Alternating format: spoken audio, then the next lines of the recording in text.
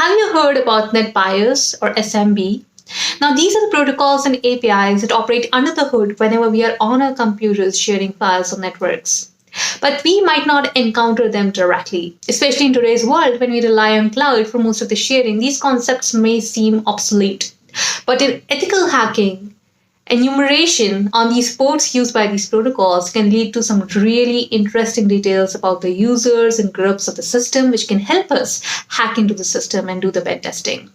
So what exactly are these concepts? In this video, I'll take you back in time. We'll talk about NetBIOS, how it evolved, SMB, and then briefly touch upon how do we enumerate the systems based on these protocols and APIs. So let's get started. Shut up and sit down.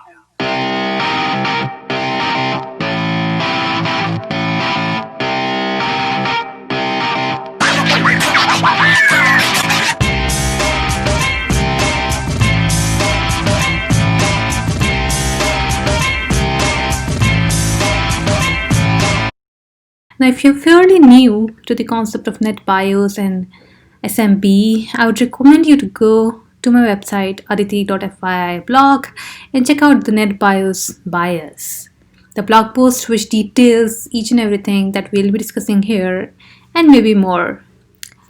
So, NetBIOS was developed as an interface back in 1983 by IBM. It was a proprietary protocol back then.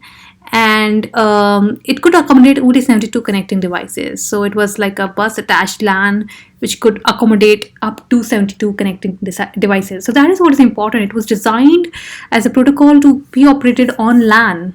Right now, if you look at it, a major difference that comes in when a protocol operates at LAN versus on a major scale is the routability of the protocol. So NetBIOS on its own is not a routable protocol. In fact, it's not even a protocol. It's just an API which was developed back in 1983, and as the need came into picture, IBM, Novell, Microsoft kept on renewing and creating different versions of the thing. So IBM introduced token ring network which could accommodate 260 devices.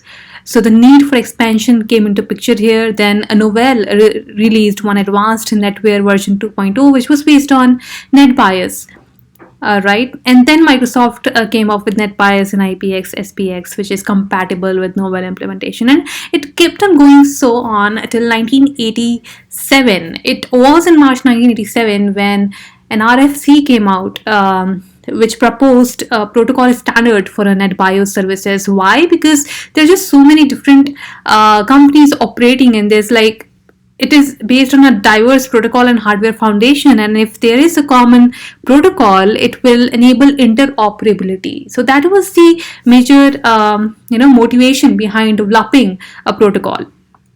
So the standard came in and it proposed NetBIOS services on top of TCP and UDP, and that is what it is called, NetBIOS over TCP or IP, right? Why? Again, because NetBIOS is not routable on its own, it's not scalable, but if we operate it on top of TCP IP, then it becomes routable, right? So if you look at it, then which layer does NetBIOS lie on? NetBIOS is on layer 5. It is on the session layer. It has nothing to do with the transport layer.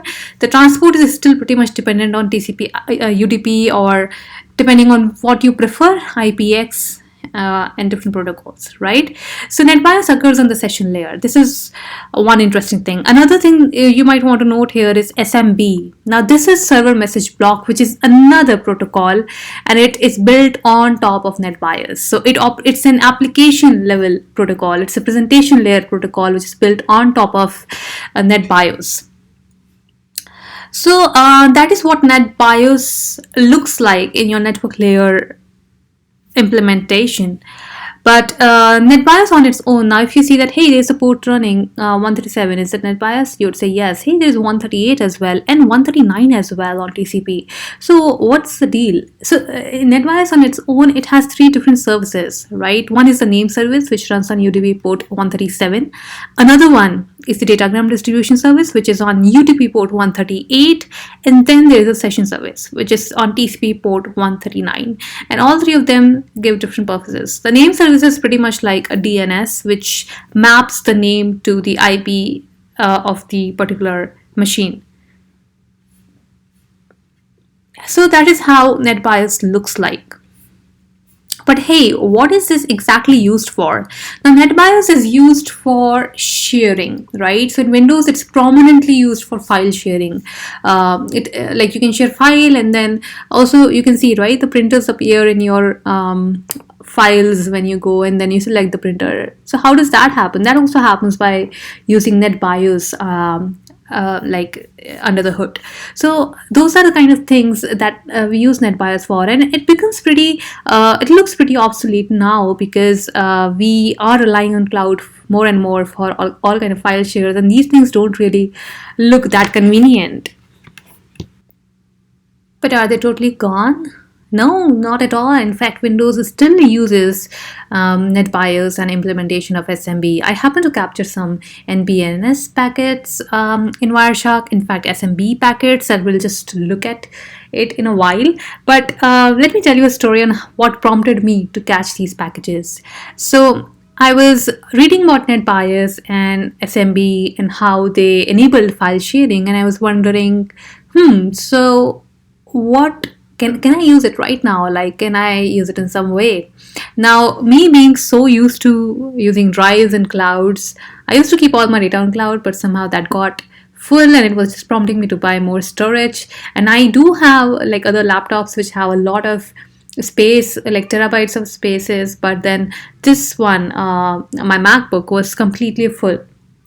So it was prompting me to buy more iCloud storage, and I was like, I was a bit reluctant, and at the same time I was reading NetBIOS and file sharing and how all of that enables in local file sharing, and then it clicked, hey, what if I share my files from a Windows, which was my other laptop which had like a terabyte of memory, to MacBook, because both of them are in the same LAN, they're connected to the same router, and I can keep all my heavy and bulky files in Windows, and I can access them while using them on Mac.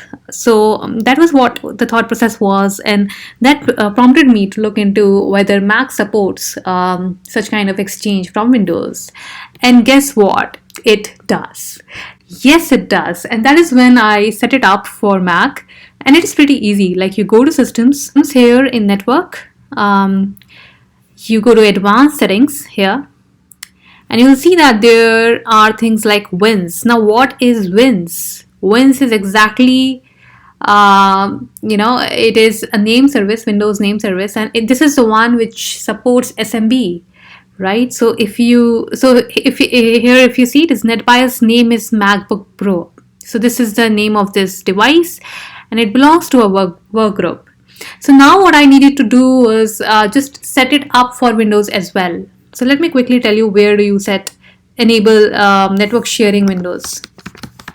All you needed to do was go here, enable network discovery and file sharing in Windows, and then you enable it. Now by default it will be disabled, but if you go to the network sharings and go to the advanced sharing settings, there are two things. One is the network discovery, another one is file and printer sharing. And what is this turn on file and printer sharing related to? It's related to the exact protocol we are discussing here, folks. It is dependent on SMB, which is dependent on NetBIOS for the most part.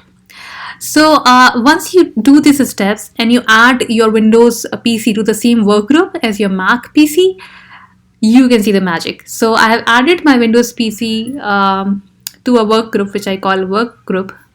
Pretty lame, huh? And this Mac one is also added to the work group, which we just saw here. It is work group. Okay, now how do I access it? Okay, this is cool, but then how do I access it?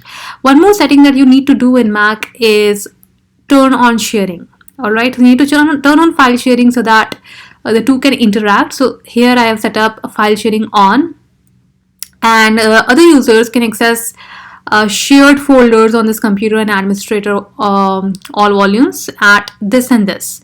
Okay, so other people can access share from my Mac, and MacBook should be able to access share from my Windows. So it'll be like easy back and forth, and then you can decide whether you want to have read-write permissions or you want to have read-only permissions and so on. Now please be very careful in configuring this, and don't keep a loose end if you don't want to cry.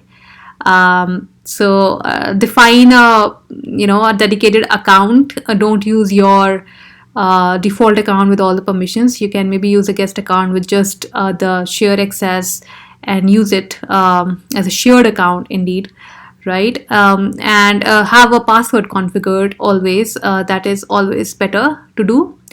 And do this. And I just talked about do this because you don't want to cry, because if you remember, the ransomware WannaCry is based on a vulnerability in SMB. So it exploited one of the vulnerabilities in SMB internal blue, and it led to chaos and havoc, right? So we don't want that again. So whenever you use these protocols, please be very careful that you configure them rightly. Now, having said that, let's see how do I connect it. So you go to Finder, go to connect to a server, and I've named that machine anonymous, and I just put SMB anonymous here. I've already turned on my network share and file sharing from that machine, so I'll just connect it. And once I connect it, it asks for names and password, and there you go. Do you see here? It has literally loaded a drive, and it is even much better than iCloud or G Drive, because imagine the bulky videos or the virtual box of VMware images that you have on your system. Now it's not always a good idea to upload it on the drive and then now load it back here, but this thing right here is pretty convenient. So you can just go here and you can, this is coming up from the Windows laptop, so you can copy your files here, you can take the files from here, and so on. So this comes pretty handy, and I was super glad after doing this, especially putting knowledge to use as soon as you have it. So that was pretty awesome. My iCloud drive is a little sad, but anyway, this works great for me. So let's do one thing. We have already set up now the SMB connection between the Windows and the Mac laptop. So let's start Wireshark and capture the packets. Let's see if we are able to capture any SMB packets here. This is connected. Voila. Now what do you see? And I have files here. Okay. And you can also open a particular file and have a look at it. Okay. But look here. Just let me stop this. Look here, this thing. 1.4 is this Mac machine, 1.2 is the Windows machine, right? And if you follow this along, or if you just filter out for SMB protocol, there you go. And you see how it looks like. Request file. Okay, these are the SMB message block protocols. Look that this one is, maybe this is just a carry forward due to all this protocol development, and just serve a very basic function of putting a length on the messages. Then you have SMB2. It has an SMB2 header which has different protocol ID, channel sequence, and also flags, something that we saw in the last video as well on TCP UDP. But these are like different kind of flags, like they are not just 1 bit, and they have codes, so it can be a request, a sync, not, sign, priority, and so on, right? And then you have another SMB2 header that we saw, and then there's this get info request, and it has some size information here. And then you have a third SMB2 which has a header again, and then there is again, I think, some size information in there.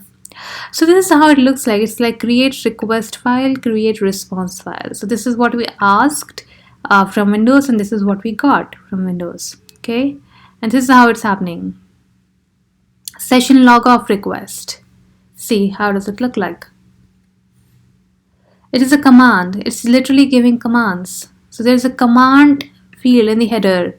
What was the command in the previous packet? It was create. Okay, so there are different commands in SMB, right? This one was also create, and then this one was close. Close is one of the commands. It's just telling the machine what to do. Notify, response. Okay, and session log of request and response. Do you see the amount of information which is in here? If you're able to make meaning of it and use it against the system, it's pretty insane, right? Although it's not a broadcast kind of thing, it's one-on-one, but still, if this machine has access to the other machine, are able to ping it. Look at it. Do you see this IPC $? This is really interesting. It's an inter-process communication.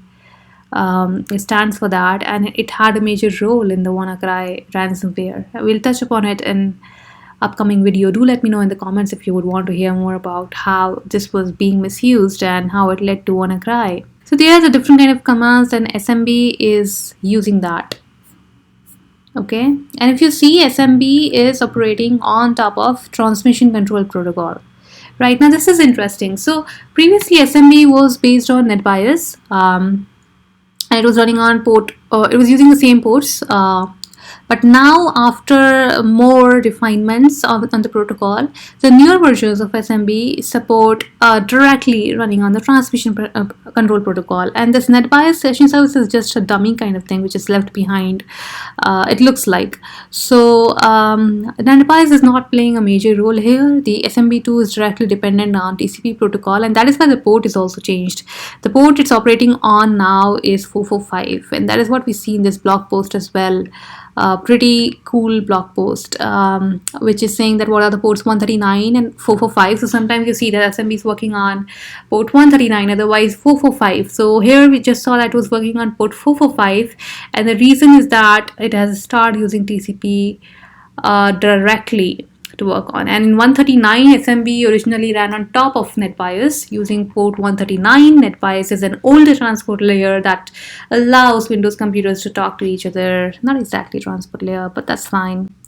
And so on. So that is how it works, right? That is how SMB works. What is Samba? If you would have heard of it, Samba is Linux own version of SMB, and it has its own implementation which supports Linux systems, and they are interoperable. Okay, and that is what makes all of the file sharing happen across different OSs. So that is what SMB client looks like, and you can check it out again by using the utilities to query this particular SMB share on the next machine. And if we fit in SMB again in this diagram, it comes right on top, and in the latest ones it is occurring directly on top of TCP IP and UDP and not dependent on NetBIOS. Okay, so that was what it was about. Now comes the interesting part, which is enumeration. So how do you enumerate it? As an ethical hacker, you would want to enumerate the system which is using NetBIOS, which is essentially a Windows system. So how do you go about enumerating it? Now guess what, with every protocol or things like that, there are always some tools, right, to monitor it, to debug it, and so on. Especially developed versions, there would be a tool. So netstat is that thing for Windows. Now this works only on Microsoft Windows, so I won't be demonstrating here because right now I am on macOS, but you can have the screenshots here. It is netstat. You can install it if it's not there, it should be there.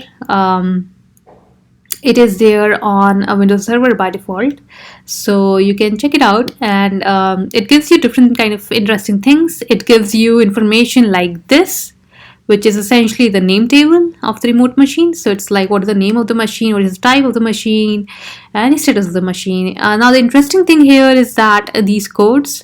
So in NetBIOS naming convention, the name is 16 characters, and the 16th character stands for a code. So you'll see that 20 here, it is a default name registered by a server computer. The server service, if enabled, registers this default name. Similarly, 00 is a default name registered by a client computer, and there are actually naming clashes and then the ways to solve it, which are mentioned in this protocol. If you are interested in those details, I would recommend you to check it out, RFC 1002, because it has a very detailed information on the whole NetBIOS service on a TCP UDP transport thing, and how name clashes, like if two machines are trying to have the same name, how is that thing sorted out, name conflict demand here. You see that. So you can go here and you can read this. It's a good weekend read if you're interested. So netstat is one of the tools, but how about NMAP? Because we have been talking about NMAP a lot, and we know what a fabulous tool it is. So why not NMAP has something to make us enumerate it, especially if Linux is your main hacking machine.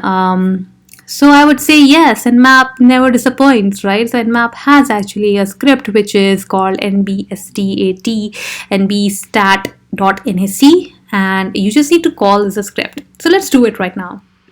So I see the share is still here. We are able to access files on this remote machine of ours, which is having an IP of 192.168.1.4, and we have this machine, which is a Kali machine with NMAP installed. And if you do nconfig here, you'll see that the IP is 192.168.1.3.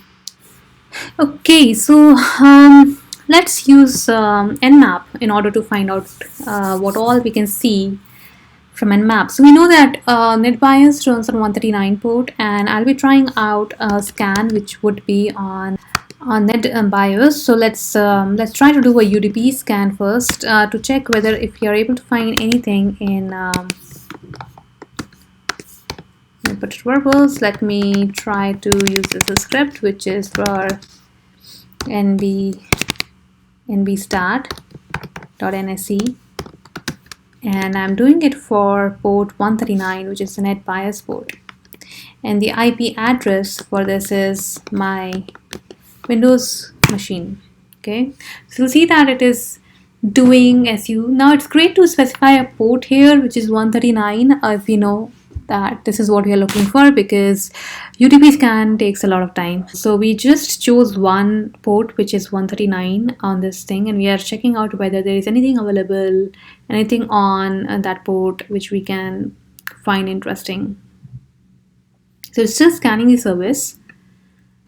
Note that SMB is operating on port 445, so it says that it's not dependent on NetBIOS, and this is the next port that will be scanning on NMAP, but it's a TCP port, right? So we'll use the TCP scan for that. So let's see what we find. We find that 139 UDP port is open and filtered, and there's a service which is NetBIOS SSN running on that port. And it also shows us the MAC address, and on the basis of MAC address, it's also able to tell you which type of chip and the machine supports, right? So in this case, it's Intel. So you have this port state service inversion thing, and we did it on port 139. But let's do another scan on port 445, which is where our SMB service is running, and that is what we saw in Wireshark. So let me change it to TCP type scan. This is a stealth scan, and let me run the script and see what do we find. So there we go. It's able to tell you the service, which is Microsoft DS, and it is able to tell you the MAC as well, and whether what chipset it is. On top of that, it's able to tell me these the host script results we have got as a result of running this script on the port, and we see that we are able to get the names and flags. We are able to find out what are the shares which are available on NetBIOS. We are able to find out that port 445 is open and so that's all for this video, folks. Thank you so much for watching the video, and if you like it, do share it with your friends, subscribe the video, and also subscribe the blog post, because it will have all the commands that you can quickly try it out on your own system, and it has a much detailed log of what we are covering in videos. So try it out. Do let me know in the comments how you find it, and if there are any other topics which are interesting and not so clear that you would want to discuss, we can have a video on that as well. So till then, try it out and stay safe. Keep hacking.